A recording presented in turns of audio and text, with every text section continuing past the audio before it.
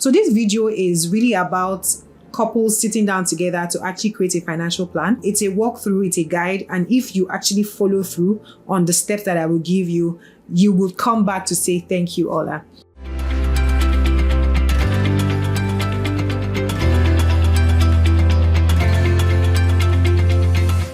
Hi, welcome to my channel. My name is Ola. On this channel, I talk about personal finance, investing, and the economy. So if this is your vibe, if that's what you're thinking about right now, then I welcome you to subscribe and join the community. Today, we'll be talking about financial planning to meet couple goals.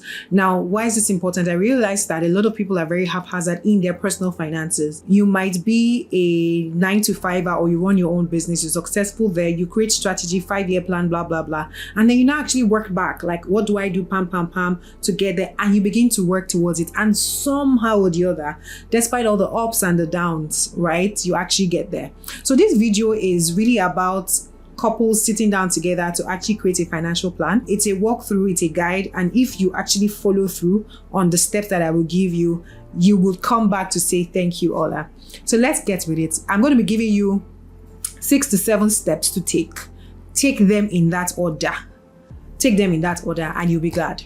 Now, before we get into it, one thing I need to say is that when it comes to couples, it's not every goal that you need to like put your heads together for. Like some things you sort out, right? But there are some things within your home, maybe your first home, your children's education fund, or your retirement plan, some heavy things, like come together for those kind of things. Don't just use this energy for any random thing, if you get what I mean, right? So set down. So the first thing is to actually set the goals, like the important things, like go through all the noise. This is like a brain dump. These are things that are important to me and these are things that are important to you. Then think the ones that are aligned. Those are the ones that you pick. So number one, set the goals. Actually set them. Now, write them down. Don't keep it in your head. Write them down, let it be on paper, and then actually finalize and say these are our common goals. These are the things that we're going to work together to achieve. That's number one. Then the second thing is that for those goals, attach a monetary value to it. Why do I say that? So it's very easy to say that I want to live in California in 20 years time, or I want to own a Bugatti in 2 years time. Anything can happen, anything can happen. But the reality is that when you put the numerical value to it, sometimes it tells you, number one, or not sometimes, all the time, it tells you the responsibility, the adjustment you need to make to your finances. And sometimes also tells you to give yourself more time to achieve it so you're not under pressure. And in final thing, it might actually tell you that this thing, the amount, the value, is it really worth it? Because some things might look like fancy. For example, you want to buy a Bugatti, an $8 million car. That's fine, that's dandy. But after you buy the $8 million car, right, where would you be driving it? You know, by the time you start writing it down, you now start thinking that, okay, if it's that I want to drive a Bugatti, how about that every time I go to Europe on vacation, I would rent one and enjoy my life, right? And enjoy the vibes of the car, because how many times do you could drive it wherever you're living, if you get what I mean? But you see that writing down, putting a monetary value and say that, see this thing, this goal, the same way at work, when I write down the goal, I am going to work towards it. Do I really want to sweat for this? Is it really that important to me? And if it is, it's fine and dandy. But put a monetary goal to it, and there's a reason, because the monetary goal finally takes it away from subjective to objective. This is what we are trying to achieve. It is real money. It's not spirits. It's real. So put a monetary value to it. So that's one. Number one, set the goal, define them, agree on them. And then number two, of course, the goal should be smart. Yeah, measurable, time bound, blah, blah, blah. And number two, put a monetary value to it. Put a monetary value to it. Guess what? I want to be rich is not a goal because nobody knows what that means. Or I want to retire early. It's not a goal. But if you say I want to retire in 2030 with this value, that is a goal. There is a monetary value to it. Do you get? It's clear. It's something you can work to. This is for serious people. I'm sure you can see that. Now, the third thing is to prioritize timelines. Why do I say that? There'll be different things on your goals list that will come up at different times. So for example, your kids' education is going to be in 15 years time, right? But then before that, you want to buy a home in 5 years time. So that goal of the 5-year time goal is like priority right now. How do we start working towards that? So prioritize the timelines, and in the process of doing this, you'll be reading out the things that if this happens, fine. If it doesn't, I would still be fine. Like, let's not put our energy, let's not scatter our energy. What I'm trying to do here is to narrow your focus. Yeah, that's number 3. Then after that, decide on a saving structure or a saving system. Now, this is where it gets serious. What do I mean by that? Every other thing has been written down, but at this point, you are going to say, okay, are we having a joint account? What account are we? We have to start putting money away for this, right? We have to start investing for this, right?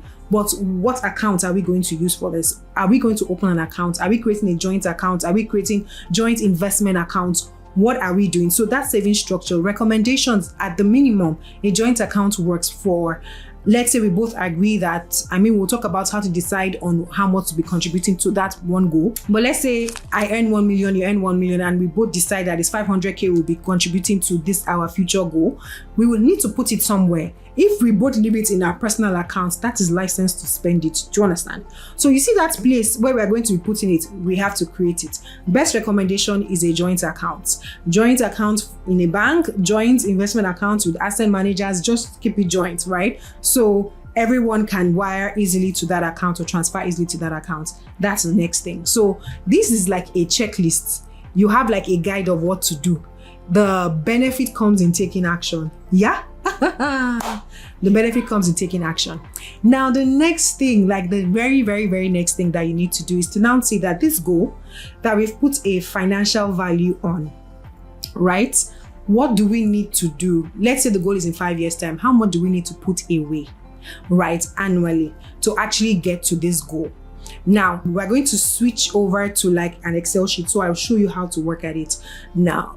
It's not theory, right? It's not theory. When you put it in numbers, it tells you the work you need to do. It tells you the adjustment. Do I need to get a side hustle, blah, blah, blah. You just start thinking. We're going to slide to that. But before we slide to that, I just want to let you know that we have 3 financial planning workshops we host every year, 3 times in a year.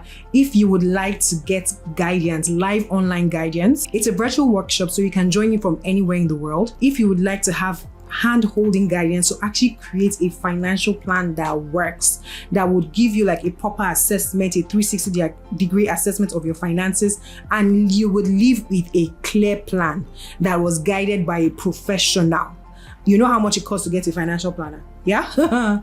So if you would like that, please, the link is always going to be in the description box. The good thing is that even if you go to the web page and it is not active, meaning that we're not having one in the nearest future, what you will see is the wait list. So you can join the wait list and we will let you know when we're having the next session, right?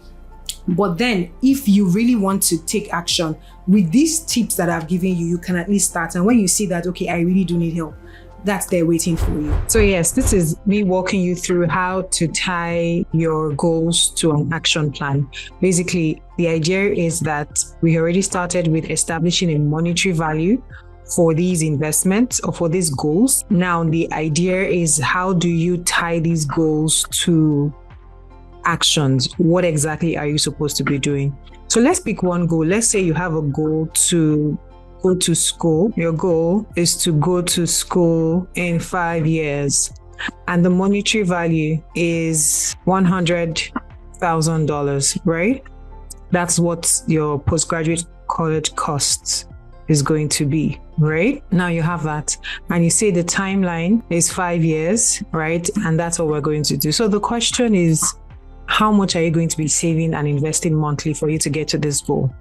And then the idea is that what you're going to do is that for everything that you want to do, every goal that you have set, you're going to do the same process. You're going to go through the same process. So open your own Excel sheet and let's get to it. So you have your goal. The goal is to go to school in 5 years' time. The monetary value of that, the cost of that, not even the value, the cost is actually $100,000. And the timeline is 5 years. The question is, how much you need to save monthly. So monthly savings. Now understand that this monthly saving is going to go directly into investing, but at least we need to know how much we need to put away monthly. So we leave that blank, and then we also leave the interest rates, the return rates, not interest rate, return rate, right there. Now, the idea is that we have a 5-year timeline. So year 1, 2, 3, 4, 5. And let's say, for example, we decide that we want to start with $5,000 monthly, or let's say $1,000 monthly, right? And at a return rate of 6%, right? Because 6% is reasonable generally if you are in sub-Saharan Africa. But of course, if you are outside of sub-Saharan Africa, that might seem a little steep, except if you go heavy into equities. But 5 years is a short time for equities, so it's a gamble. So the first month, so if you save monthly $1,000, at the end of the year, you would have 1,000 times 12, right? And that's what you have at the end of every year. So let this be how much you have at the start of the year. And then you invest it at 6%. So equals this times 6%, right? And so at the end of the first year, you would have this plus this. I hope that's clear. But remember that you are saving and investing every year, meaning that you're going to keep adding to it. So in the next year, you would have what you had at the end of the first year, plus the new savings for the new year. That's what would be your opening at the start of the next year, right? And then you invest this at the same 6%, right? And so at the end of that year, you would have this plus this, and that's 26, right? And you keep doing this. So the same thing, I don't want to drag so you can see exactly what I'm doing and repeat it on your own Excel sheet. We call this times this, and then you add, and then you keep going again and you multiply. I could have used formulas, right? But we're just being very basic here. And then when you get to the end, so it's equal to this plus this times this. Now, what this is telling you is that by the end of 5 years, if you save $1,000 every month, you would have only $58,000 as against the $100,000 that you need in 5 years' time. So what do? You have two options. Can you increase your monthly savings? So if you increase your monthly savings to 1.5, it brings you to 87. So that's not enough. Or if you increase your monthly savings to 2, I think that gets you there. So it doesn't have to be 2K. So let's say 1.8, right? So 1.8 is about it. That's how much you need to save monthly at 6% for you to get to 100,000 in 5 years. Now, let's say, for example, you want your net worth at retirement to be 30. Now, best, right? I recommend at some point, because formulas make life easier for everyone. So I would formularize this, put my $sign here and my $sign here, right? And then always add to, so depending on the device, you still know what to do. And I just need to drag. Why am I doing this? If, for example, your goal was to be worth $1 million by the time you are retiring, and your retirement is in 30 years, right? This just tells you how much you need to put away for you to achieve that. So you even need up to 1.8, right? So let's say I've changed the goal. I've changed the goal to retirement. I'm using a different example now. And the goal is $1 million, right? If you keep it at 1.8, it means that you would almost have $2 million in 30 years, right? Of course, but what that means is that 1.5, right? If you do 1.5, you have less. Maybe let's see what happens if you do 1K. What this in essence means, okay, 1K will not quite get you there, so let's do 1.2, right? So what that means in essence is that if you are able to save 1.2 every month and invest it at 6%, you would have $1.1 million chilling. So what am I saying here? For whatever goal it is, the most important thing is that you need to know the monetary value. Once you know the monetary value, then it moves from being a concept or idea to becoming a plan, right? So that's very important. If you have any questions, please drop in the chat. I recommend that you sit down with your spouse, your partner, and create this sheet for yourself, and then just begin to iterate. Now, it's also important to highlight that if your return is higher, then you get there faster, right? You get there in 22 years instead of 30 years. And if the return is slower, You get there in a longer period, if you get what I mean. So what you need to say to yourself is, I want to get to 1 million in 30 years, right? And what kind of return? So it's 6%. So in actual fact, it doesn't just have to be fixed deposits that you give you this 6%. If you do stock market, right, and your capital gains on average over the period gives you that 6%, you have hit your 6%. It doesn't have to be one thing. If you do private equity and private equity gives you like 100x in one deal, you have hit your 6%. So that's why you now do a mix of assets, right? That will get you there. Unfortunately, there's so much detail we can do on a YouTube video. However, I want you to have the idea and start working, at least know what your minimum required return is for each goal and how much you need to be putting away if you need to make additional income to meet that amount you need to put away. But we have technically moved this away from theory and idea to actual concrete stuff that you can run with. Now, after you have followed the steps in that clip, the final thing is to measure, is to track. From that sheet, you'd have figured out how much we actually need to save. In that process of having that conversation, you would also understand that, okay, if for example, our combined income is $10,000 a month, and based on the goal that we set that we must deliver on in 2 years' time, we need to be saving $10,000 a month. The fact is that it's either not possible, or we need to increase our earnings, or we need to get a side gig. Something needs to happen. So your options are to increase the number of years. So as against 2 years, let's make it 5 years so it's easier on us. Or what kind of side gig can we do, or can we change jobs and upgrade and make more money? But you just see how it moves from a subjective approach to an objective approach, right? But then once you do that, the most important thing after this is the check-in. Why? Because you get excited, you're gingered, we have a plan. But 3 months down the line, if you're supposed to be contributing 10K each to this account, it means that in 3 months there should be 60K. But why is there 30K? That's one. And then apart from that, you're going to be investing. I mean, that's another conversation. And I mean, if you want to know how to invest, join the Money with Club. That's what we do. We have deals, different types of deals, different currencies. Yeah. But you invest, or you gather the money and put it into CBX because you want to double it. Do you understand? So checking in is very, very important in the process. Why? It's the thing that would make you say, okay, this is working. We put it in this. It's not really giving the returns that we need as a budget. Let's take it out from here and let's move it here. Or we are overexposed in this. Let's move it to this. Or we've gathered so much, we can now enter into this. That checking in is the most important part after you've done every other thing. And I recommend that you set like a calendar meeting type thing for it, meaning every quarter it's already set in our calendar, it's blocked, over drinks, over whatever, and we just make sure that we have those meetings and we check in and we know what we need to adjust in the next quarter, right, to reach that goal. That's what you do at work, isn't it? The same logic for your personal finances. I trust this was useful. I would love to have as much feedback as possible, especially with going through that sheet.